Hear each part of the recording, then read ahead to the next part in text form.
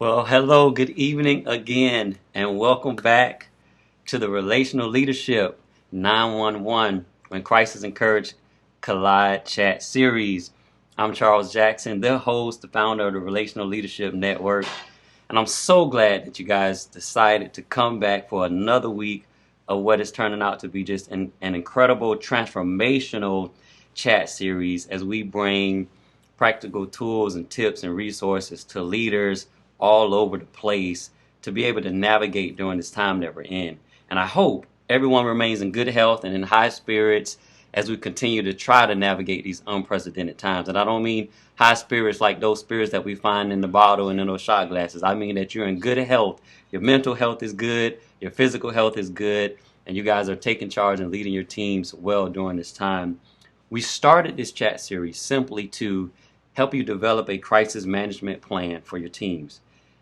Find a way to keep everybody calm and encouraged during this time, and really respond with innovative solutions to what's going on, and ultimately find hope in the midst of all of this chaos and uncertainty. Earlier this week, I sent out to my mailing list an email about the never-ending shoulda, coulda, wouldas, and that's a bad place to be in our personal lives.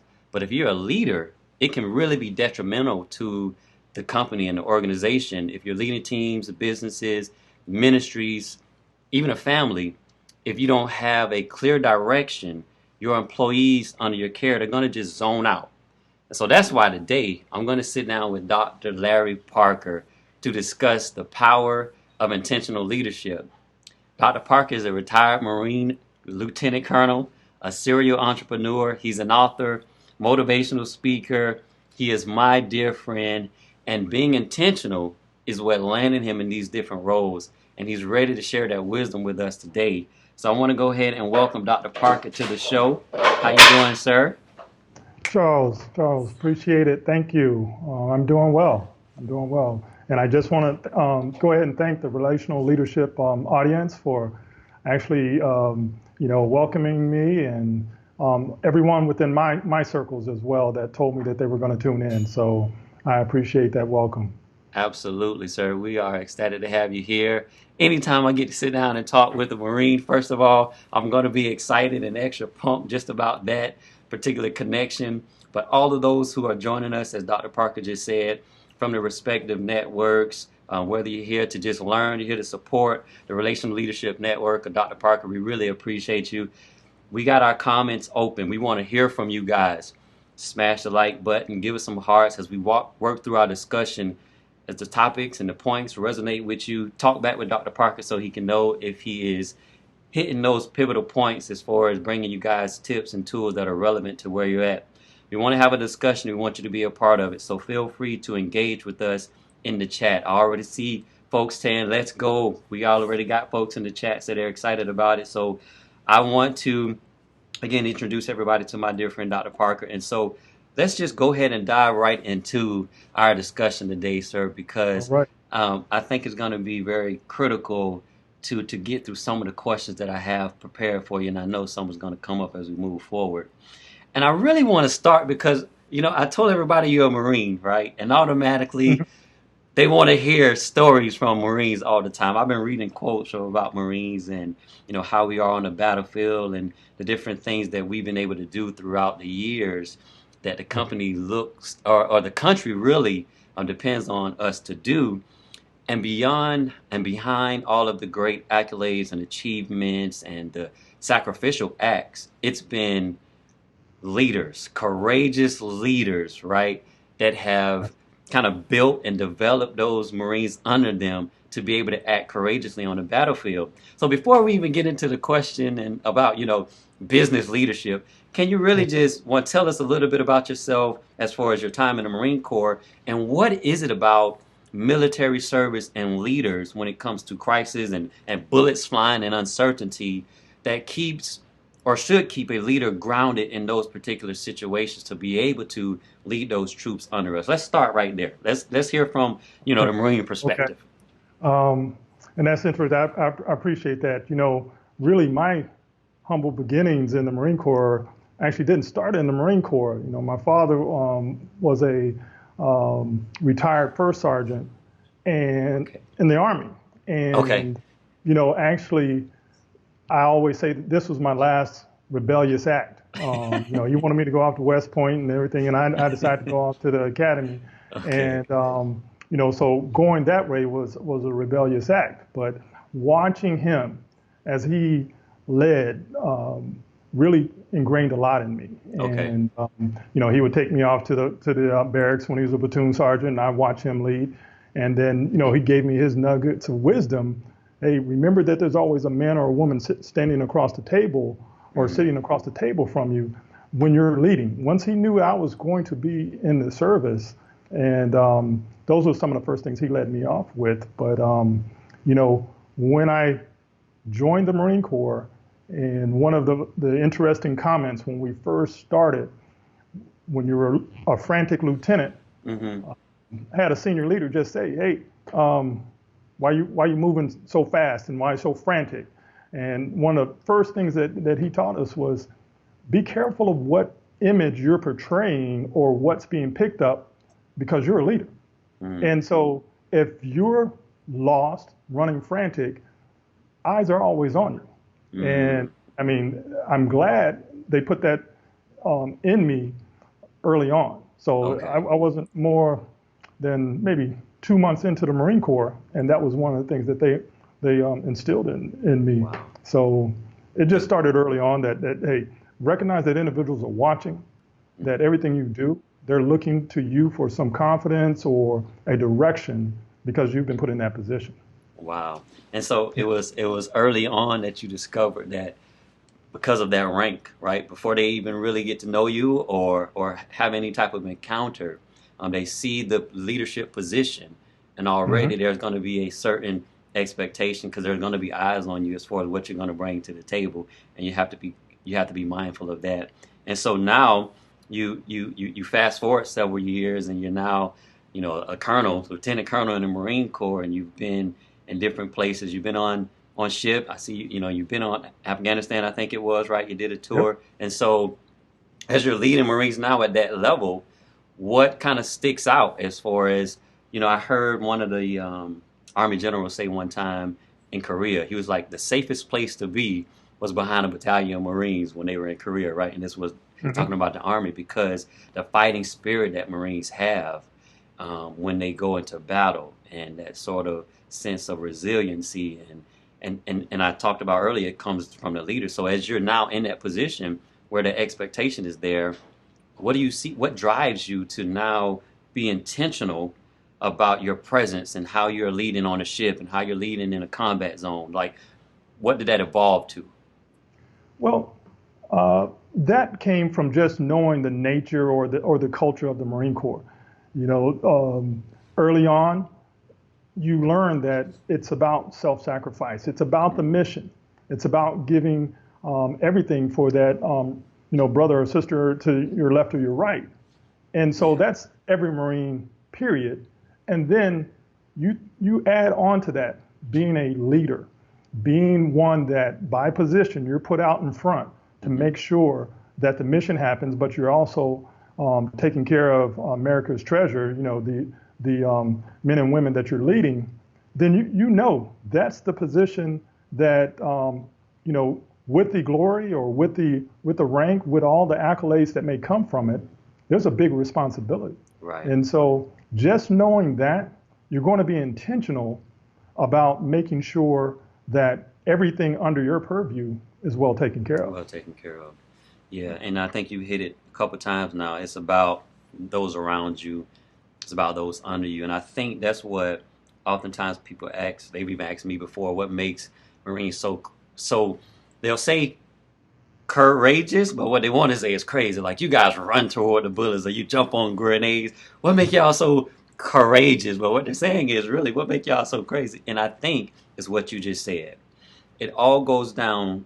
It boils down to that person to my left, to my right, or that's under me, that's counting on me to take care of them, to have their back. And that's even our leaders. Our leaders act and feel the same way. And so that's a good point to bring out. And it's a good segue as we now kind of move into this discussion surrounding COVID-19 and this pandemic that we're facing, where we have leaders who have people Yes. underneath them and around them, right? And there's chaos. There's like bullets flying with all of the news, with all of the health scares, with all of the jobs being lost, people having to sort of pivot and find new careers and find new ways to deliver products and everything that's going on. It could be very chaotic. And so now you have this leader, all eyes are on you, like you just said in the beginning. How do courageous leaders, sir, respond to a crisis? The best way to recognize that a crisis is just like leadership on a routine basis, on a daily basis. You're called to act. The timeline is just it collapsed, and the stakes are likely higher. So I don't want people to think that you can take a day off. Leadership is 24/7, as we know, and as a Marine, you spend a lot of time, with your Marines, and there's no weekends on some things. Being that leader, Right. you have to be present. You have to be present. But at the time of crisis, it's just knowing that, things are just ratcheted up a little bit more. And so the frequency in which someone may need to do a pulse check in with you to make sure, am I handling this right? Or what's going to be the outcome of this? That's your responsibility. That's one thing that if you had a norm that you were used to, or you had a routine of, I only checked in with my subordinates or the individuals I worked with on a certain basis, just understand that's going to change. Okay, so then if you have set principles in place the way you kind of do business already, healthy, right? They kind of get ramped up, but hopefully the foundation of who you are as a leader and what you've already built and established with your team continues. It just looks a little different, if I'm hearing you right? Because Right. Okay, yeah, that makes sense, and that's a point that I don't think we've had someone bring out during this chat, that you're doing some of the things you're already doing at your core. So the core and the essence of you. Okay, that's a good point. That's a good point. If I could, one thing, if we tie this back, leadership in its basic definition is motivating individuals to accomplish a certain task. Now, motivation can come in any number of ways, good and bad. Right. But a big thing that is been out there a little bit is servant leadership. Everyone jumped on that bandwagon of just hearing that term because it's very important. It started to stress the empathy aspect of being in tune with what is happening with the individuals you work with. But I will say that intentional leadership is like a merging of those two. I read a lot of John Maxwell, and a lot of people, I give credit where credit is due, and he started to speak on it, that the difference in intentional leadership is you're concerned about the perception. Okay. Now, I will take that a step further and just say it's more than just a perception. You got to make it a reality, because, I can have anybody perceive anything, but,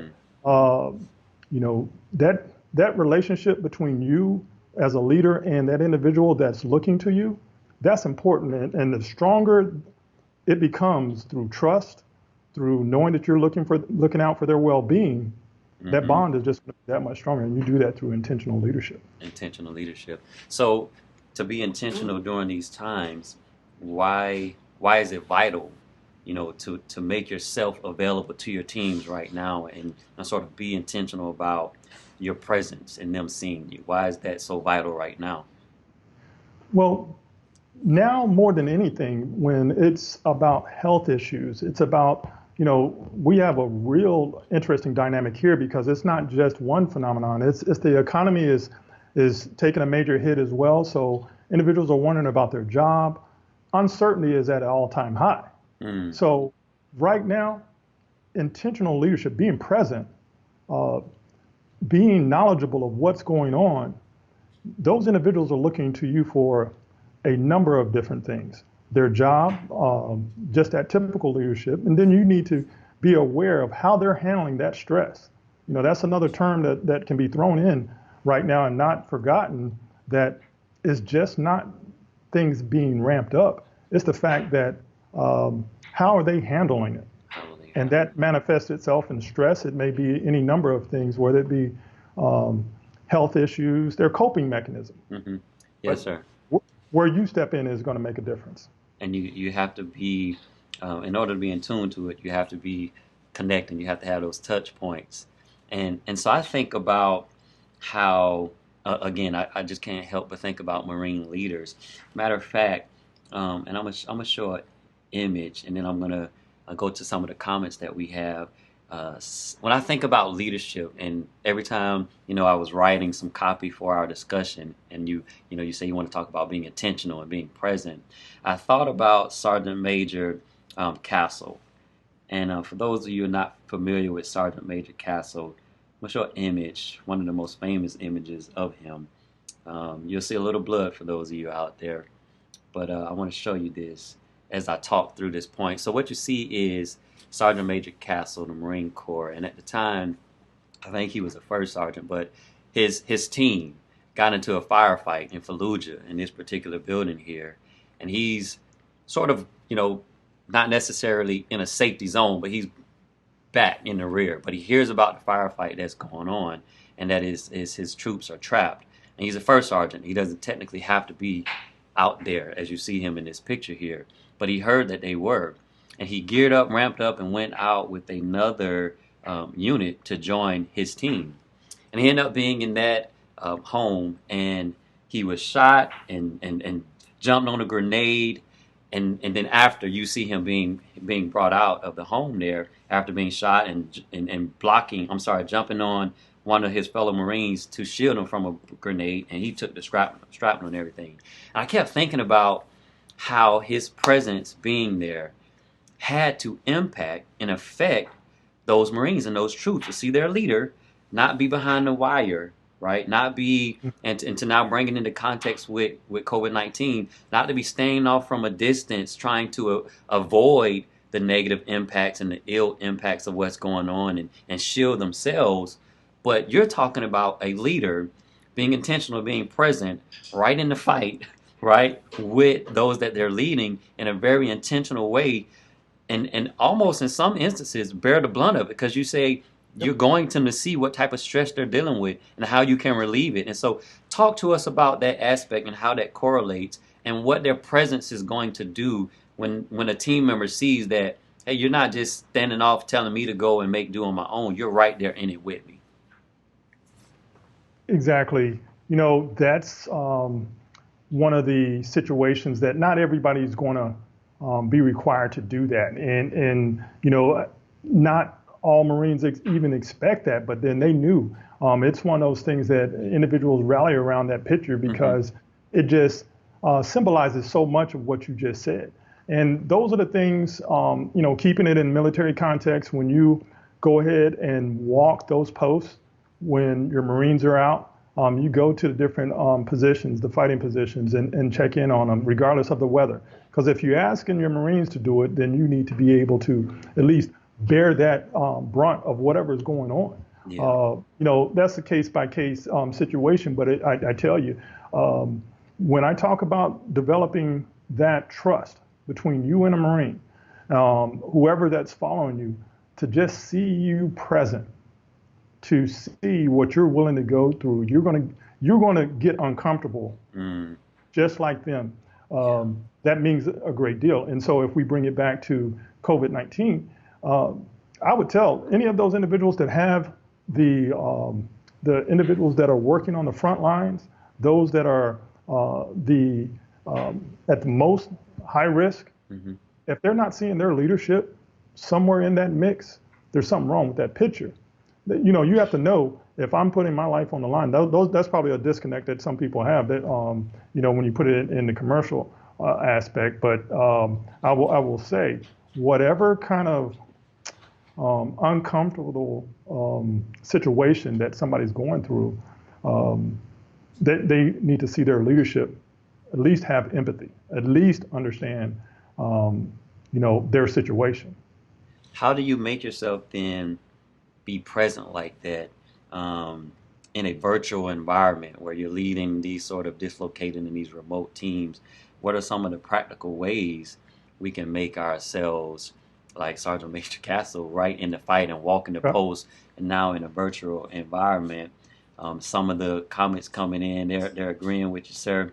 And so there, one of the comments says that's a good analogy. Leadership principles are spot on. They tie very well into the civilian world and the civilian sector.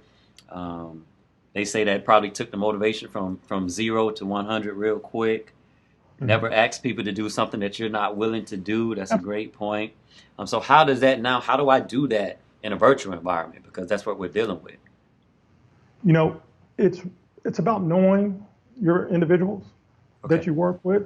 One thing that I'm having to understand is how is that relationship different in the civilian world? And through some of my research, I see that. I look at it and say, okay, there's sometimes a little difference. In the Marine Corps, it's 24/7. You know a lot about that individual. You know his family. You know her extended family, what major issues that are going on in the individual's life. But I'll say it's the same in the civilian sector within the limits of what they allow you to be involved. And no, you can't be present in someone's life in a meaningful way unless you know them. Because in this world of Zoom and everything else, I will tell you, you might even start to hear people talk about Zoom fatigue. I've never seen so many people Zoom, Skype, whatever term or tool they're using. Microsoft It's being Teams. Yes, it is being moved to used to an extreme, and if you're not careful, that's intrusive because now I can't get away from it. That's now you're in my home. Not only is it that they're looking to be, present, like I said, being intentional and being present, but by knowing your individual, you know what resonates with them. Okay. If that individual needs a phone call, they need a phone call. If that individual needs to Zoom and just see a face and be able to connect, then that's what you do. Within the bounds of what your organization is, and so that's being mindful of the type of communication and the frequency. You have some self-starters. Yes, sir. So just don't think just because they're at home, now I need to check in on them every day. Now, if they were a self-starter at work, they may still be a Still be a self-starter, and I just self-starter. need you to just do a little pulse check. Yeah. So knowing the individual. So being very intentional as far as relating to each individual in the right way during this time is also a part of that intentionality. It's not just one size fits all, handle everybody the same way. You're saying make those interactions more personal than maybe you even would when you're all together in an office environment, which is a Right. great point because and it's something you mentioned when I was on your website and listening to other platforms on which you shared. You talk about how that type of leadership affects culture, right? Influences culture, and now it dispels over into the culture. So when we're talking about creating culture and company culture, first before I ask you, how does deliberate and intentional leadership affect it? What are we talking about when we're talking about a culture? And now in this environment, when you're trying to maintain a culture, we'll move that way. But first, like, what are we talking about when we say company culture? Company culture is what has been determined to be the social norm. You can go to any company that's out there today, and really the attitude that leadership has allowed to exist, and I say it that way because that's one of the responsibilities of a leader to monitor and pulse and make sure that they understand what culture is prevalent in their organization. So what you allow, what you hear, what you permit is that culture. Okay. What you push, what you promote is that culture. So if you have a dominant personality that's dictating that culture, that's something that you want to change and make sure that you're controlling and that you're comfortable with it. Okay. And so then now, how does being intentional and having a presence as a leader, how is it going to affect it now during these times as we work in remote teams or these sort of shift works that we have to do and changing the way, because the culture was probably different when you're in an office and everybody is together and you can have these parties and gatherings and you can do your meetings this way. Now, how does, being intentional with, your leadership, how is it going to affect the culture? How does it affect the culture? How can it shift the culture during this time? Okay. Well, we go back to what I said is a merger of servant leadership and then just regular leadership. There's good aspects of both, good principles within both. Okay. But I will say the culture you established when we were in a more in-person environment is the same culture that you're going to push even in the virtual world. Okay. I mean, it's just different. It's just a different tools. Yes, you use those tools, and I was listening to what you listed. The parties, the things of that nature. That was just a platform for you to express your values, because that's again the intentional leadership. And I'm gonna bring this around where you saw. I talked about John Maxwell. Well, he talked about being intentional. About projecting the perception of your values, aligning those values of your leadership. So if I cared about your family and cared about you and cared about, whatever is important to you, your faith, being a believer, and if that was strong in you, and there were certain principles in how you treated people, that's how you're going to treat them in the virtual world as well. Wow. So it's just different tools. Yeah, that's a great point.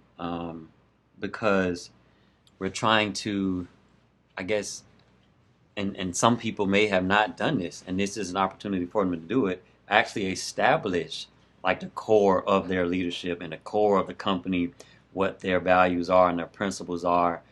And man, you make a great point.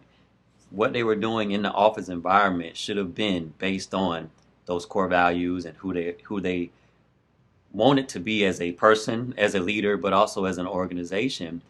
And they did it throughout those platforms. And now those same principles carry over into these new platforms and new ways of doing their business. But at the core of them, they haven't changed. And that's a great point. I even heard, and I think I shared yesterday when I was on the live, that the CEO of Starbucks said that all the decisions that they've made during the COVID-19 has been based on their three founding principles. And he said how we move with handling business in China, what was really bad, and how we're doing business here in the U.S.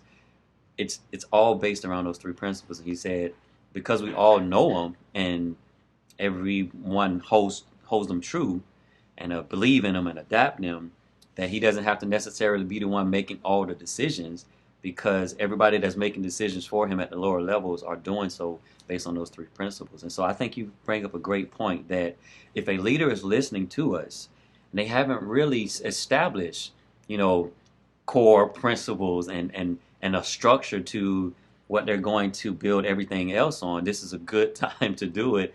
And they've probably been exposed if they haven't already. Would you agree? Because things Yes. aren't the same I anymore. mean, put it this way.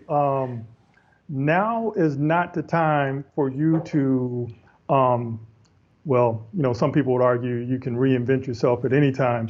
But if you are not the person that you're espousing to be on camera or in a virtual world, Yeah. trust me, it will expose the phony. I mean, Yeah. if you weren't the very endearing person, the person who cared about them prior to this, Yes, you sir. have to be careful of that perception that Wow. comes across. The individuals are very perceptive, and they're going to pick up on that. And it's like, why are you calling me all the time now? What is it that you're really trying to, Wow. get to me? Yes, sir. And that may be perceived as different. That may be spying or something like that if you're not careful, because it didn't seem genuine. Wow. So, so Wow. if you take it back, then yes, practicing that type of leadership should be consistent all the way through. So you're going to even have to be even more intentional about your approach to now even reaching out to make sure that, I think you said it in the beginning though, when you're looking to serve Hmm. and you're trying to build that sense of trust, that Hmm. you have to be sincere and be genuine and be very specific. If not, it could come off, oh, I'm Yeah. just one of 50 people on your list to call today, and you just called us all and you asked us how we were doing, and you kind of checked the box, right? But you don't want it to Yes. be that way. You're saying it needs to be very specific to the person. So that's a great point. Um, I see in the comments someone said, I think the current environment we are in is a great test of leadership. So Yes. yeah, it's very much testing our ability to lead, because we can't just, as Valerie said when she was on with us, we can't just lead by walking around, right? We have to be very Exactly. intentional. So Exactly.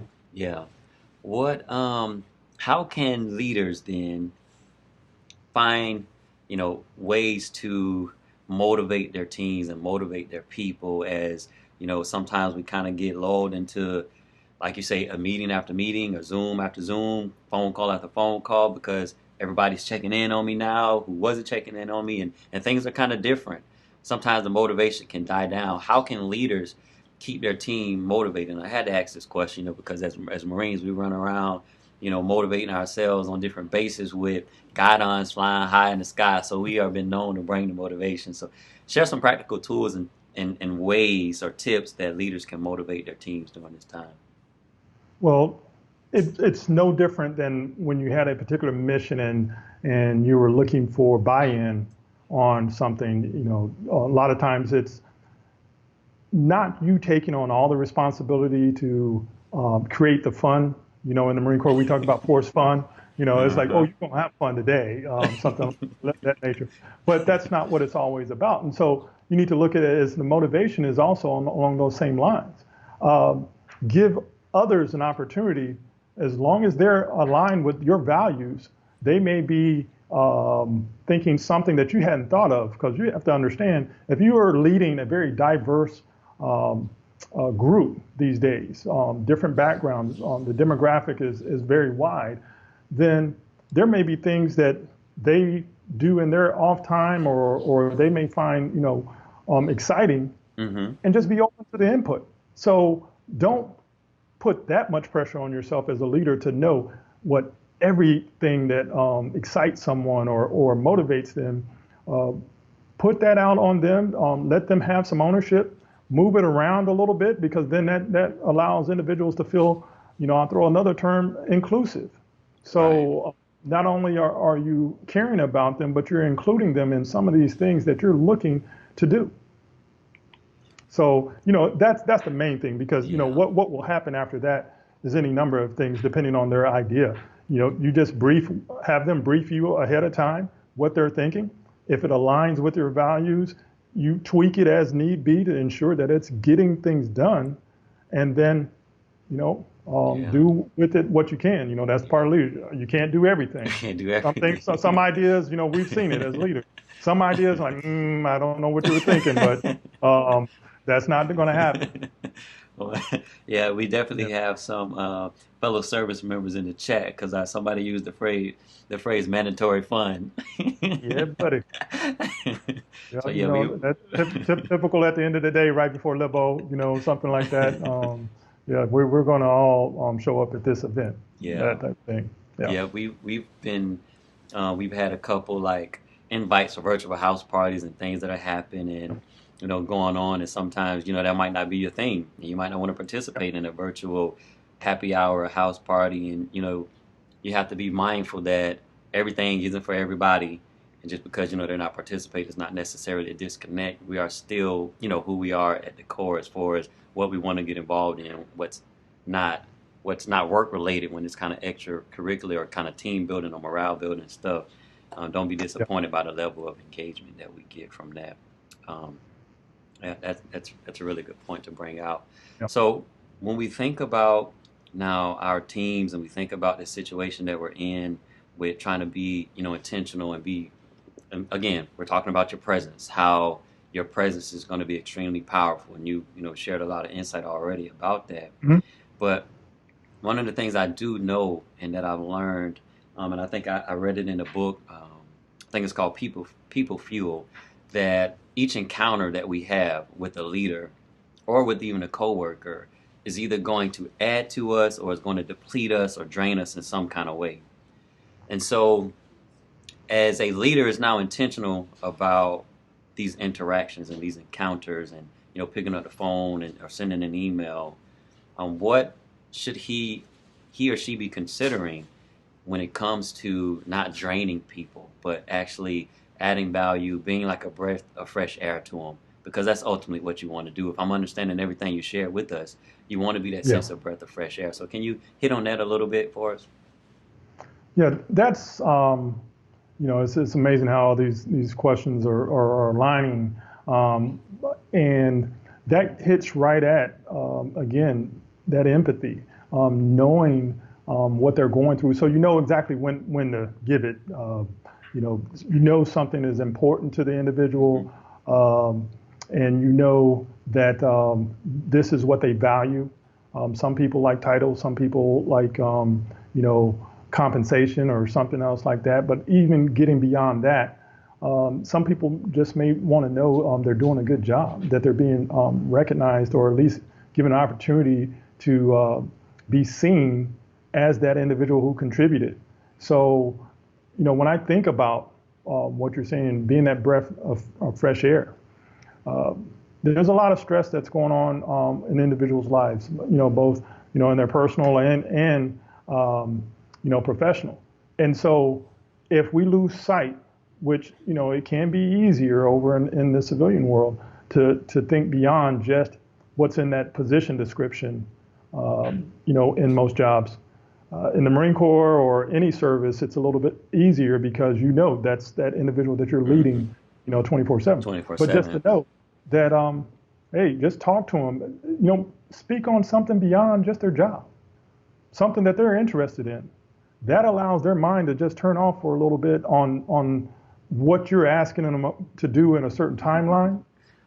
Just to, hey, we don't have the same sports like we used to because it's not live and everything else, but just still, you can talk about something of their interest that may be able to connect, and they take a break just for a second.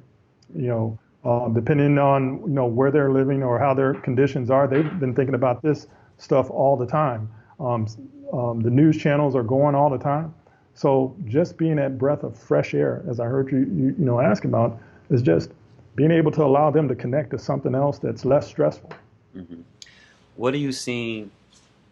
Are there any um, new norms that you see that will come out of how we sort of go about developing leaders and engaging our talent, that we're trying to develop and put in our spot?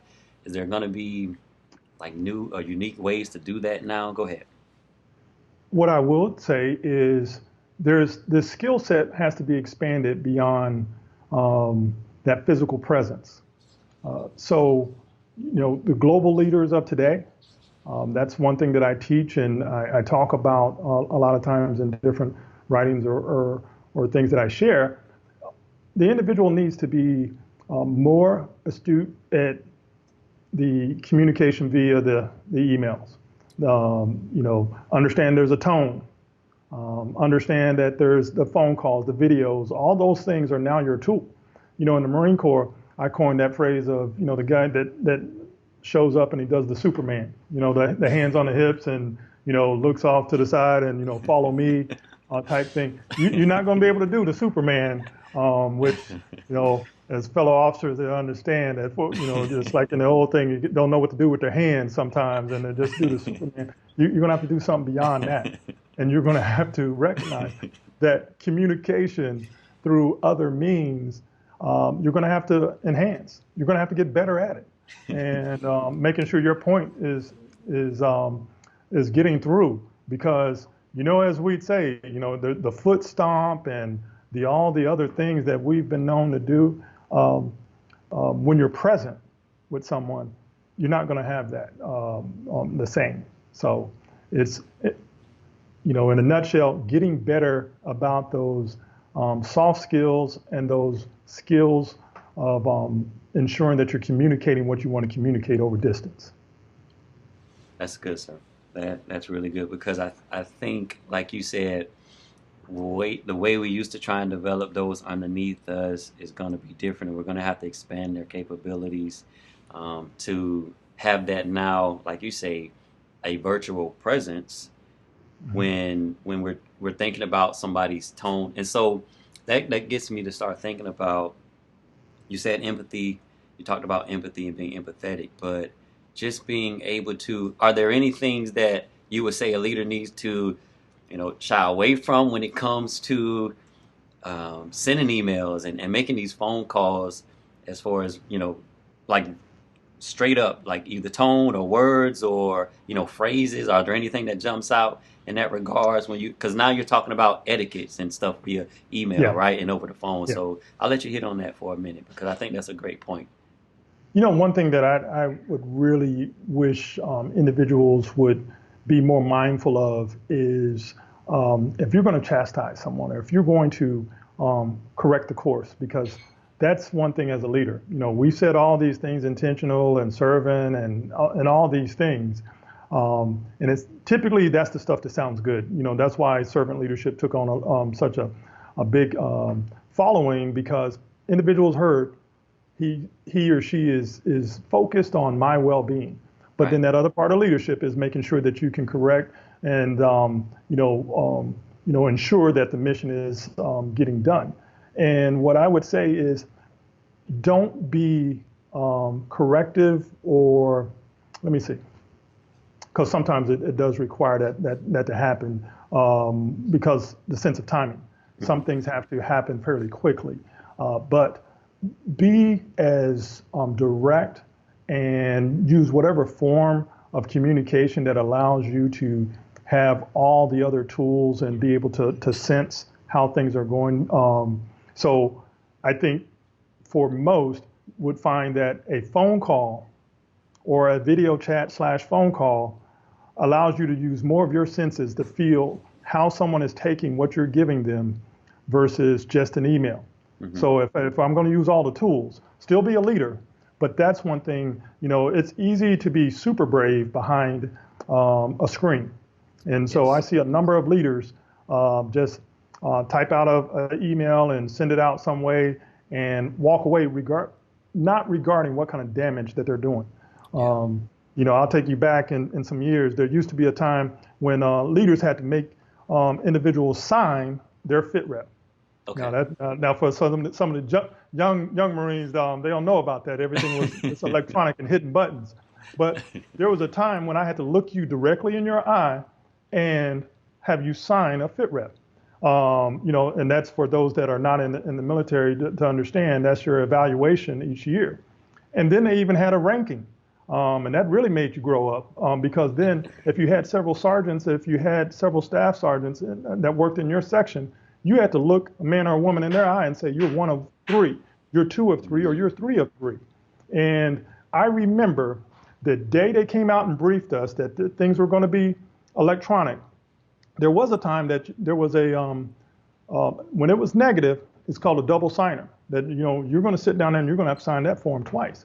Well, when we moved to the electronic, there were individuals that could just hit a button and your eval is gone, and I never had to put eyes on you. And I remember a friend that did that, and I'm like, how is that possible that you evaluated a person's job and that's somehow going to affect their promotion, and you never had to speak to them?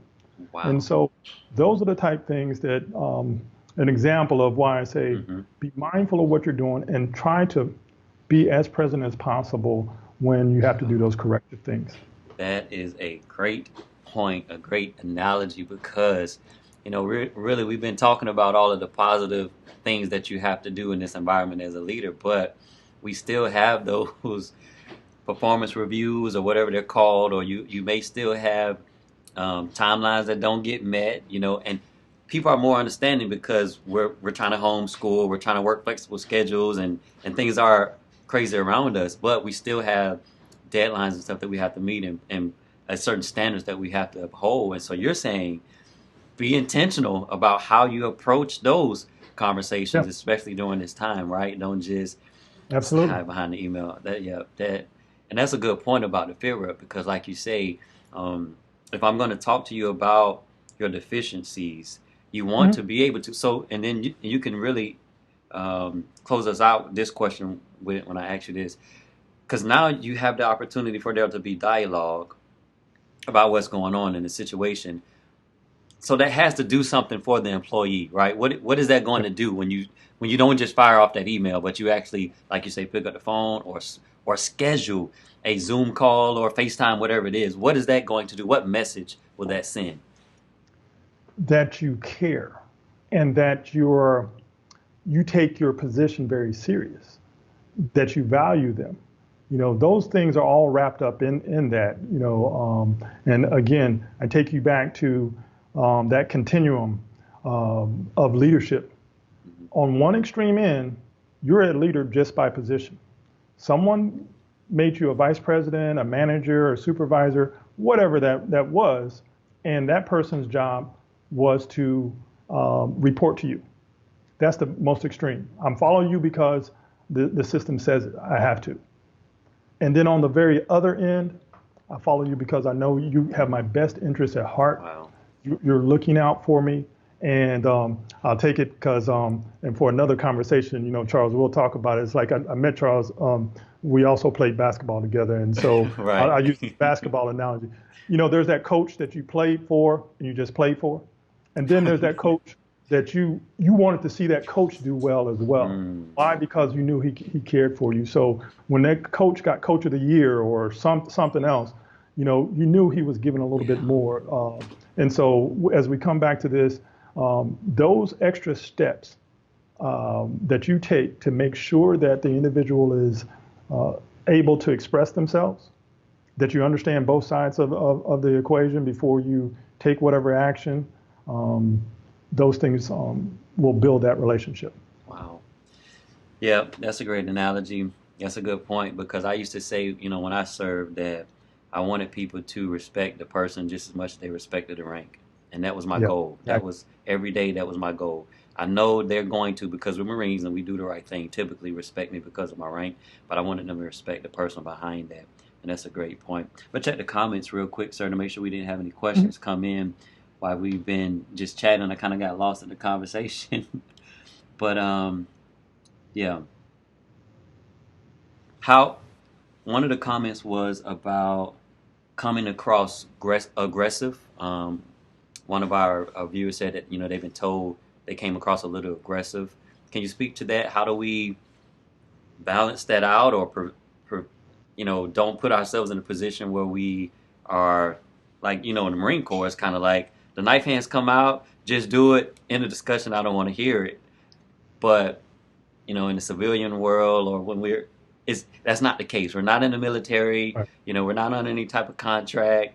And we're dealing with people here and real feelings and emotions. And so, how do you as a leader walk the line between getting the point across and making that correction, but not being too aggressive? Is there a formula or a tip you can share?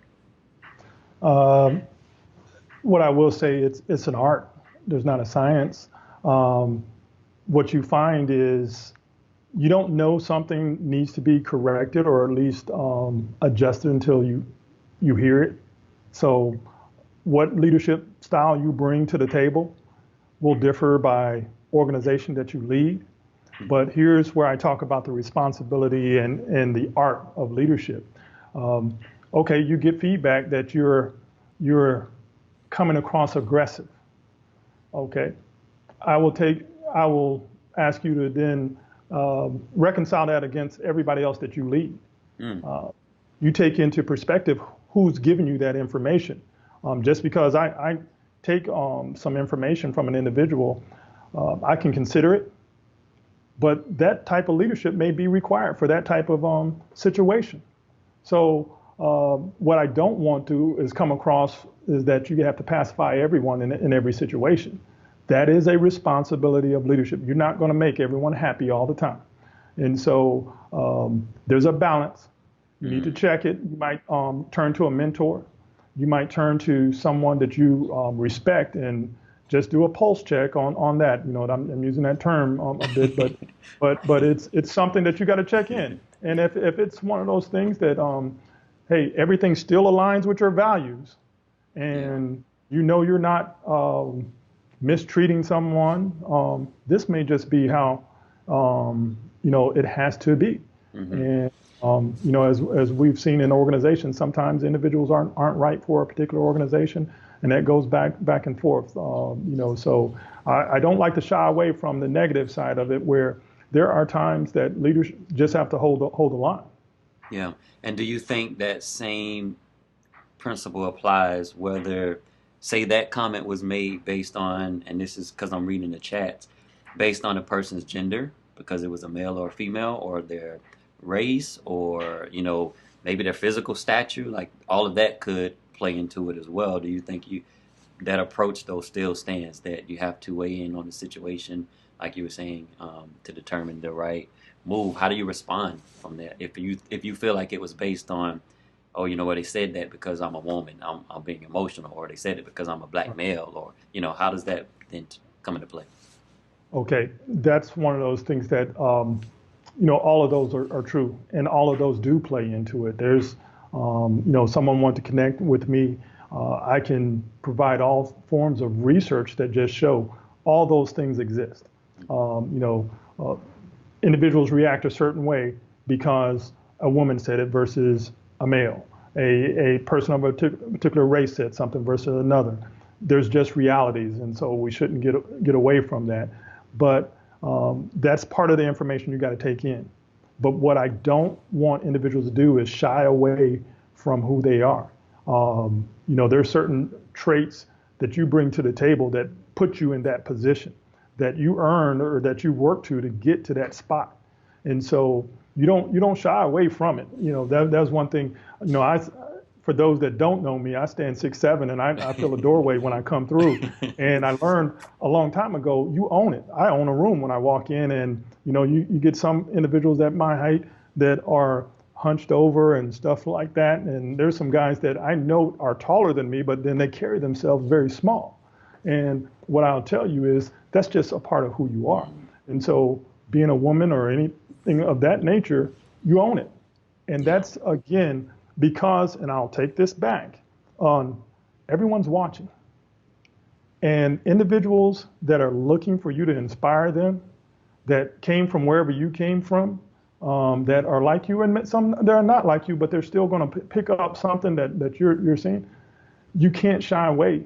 And, as they say, cover your light or anything of that nature, because there may be a young man, a young woman that's looking to you and see how you handle that situation. That's good. That's good. Yes, sir. That's real good. Wow. I can chat to you all night, sir. So, Hey, I'm one. Them conversations we used to have. So that's great. Yeah. Wow, this has been great. But as we kind of get ready to land this bad boy, we like to end all of our shows with having our guests respond to 4 of the same questions, kind of in rapid fire style. And the questions start with a letter that spells out the word lead. And so if you're ready, sir, we're going to dive into our lead questions. And you can kind of drop some more nuggets on us, because you've already given us so much to take in this evening, these last minutes that we've been together. But I'm looking forward to hearing your responses to these lead questions as well. Thank you, those who have been tuning in the chat. I'm reading your comments, and I look like you guys are enjoying yourselves, enjoying the discussion as well, sir. So I see high fives, I see praises, hand claps, a lot of laughing out loud. So it's been good so far. And we're going to move. We're going to move now to our lead questions. So the first one is L, and it stands for learn. So during your years of leadership, what lesson have you learned that's impacted you the most? Check my ego. Being a leader, you have confidence, but be able to be wrong. Okay. And I guarantee you, the individuals that are following you, they want to see a confident individual. They want to know that an individual knows their information.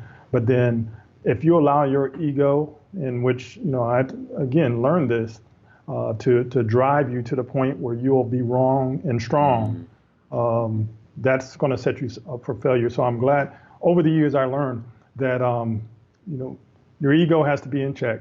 Yeah. And it's okay to be wrong and then correct, be decisive in the correction. Yes, sir. And go from there. That's really good. All right, you guys keep track of these in the comments for us so that we can go back to these. All right, so E is for expectation, sir. What do you think is the number one thing people expect from leaders? Okay, I'm gonna have to give you a 2 for this because I can't just All leave right. one. You know, empathy and decisiveness. Okay, I want you to know that I hear you. I understand what is going on in your life. I understand the situation and how it's affecting you. But then I also need us to go that way, or we're going this way. Okay. And 2 things that I will say that just about that is just simply individuals will respond if you at least acknowledge that you heard them, you know how it's going to affect them, but then that you're clear where we're going. Where we're going. So empathy and decisiveness. Okay. Mm-hmm. That's good.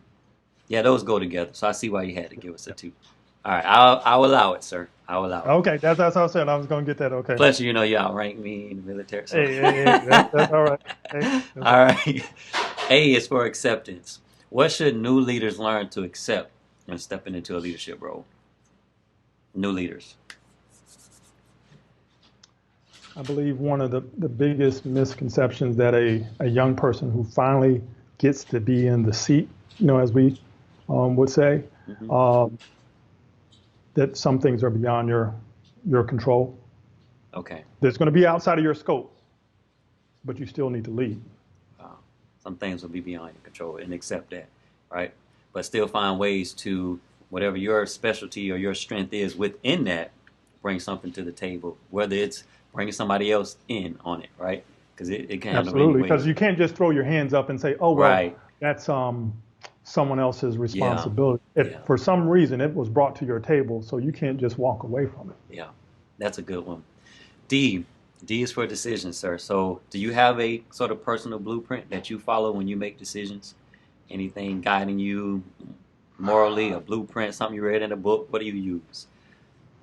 Well, a couple of things that just kind of line up my decision making process. One is making sure that I know as many of the facts as possible.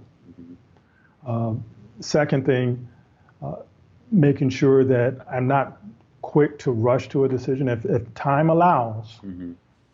for me to think, and then not to allow that decision to be overcome by events.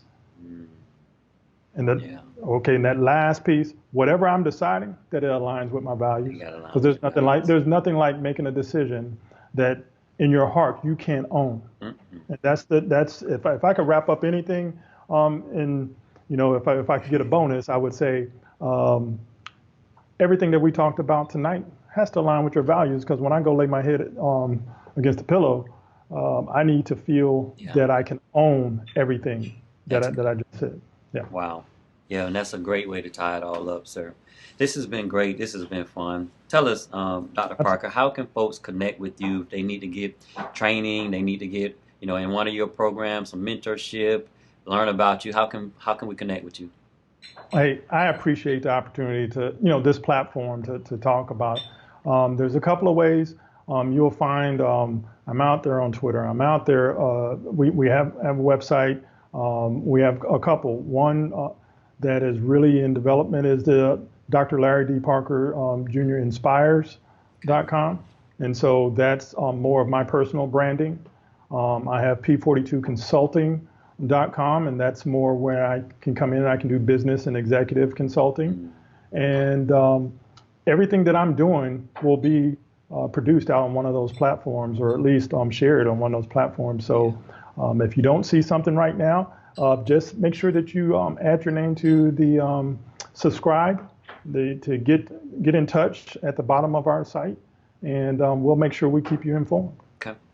Outstanding, sir. And I'll also share links to be able to connect with Dr. Parker in this video once it's posted for the replay on our Facebook and YouTube channel. I want to thank all of those who joined us this evening, all of your comments and your engagements. This was a great conversation, and so I hope you go back, share it for those you think it'll be relevant to their lives and their situation. I hope to see you back next week when we continue our Leadership 911 chat. I got my friend Charles Clark coming through, world-class athlete, once 6th fastest man in the world, to talk about how to make a pivot. And so if you need to make a pivot during this time, please come back next week, and we will see you guys then. Thanks again, Dr. Parker, for your time this evening. This was great. I Wish you peace appreciate and it. Thank blessings, you. sir. All right. Thank you. Absolutely. Take care. Yes, sir. You too.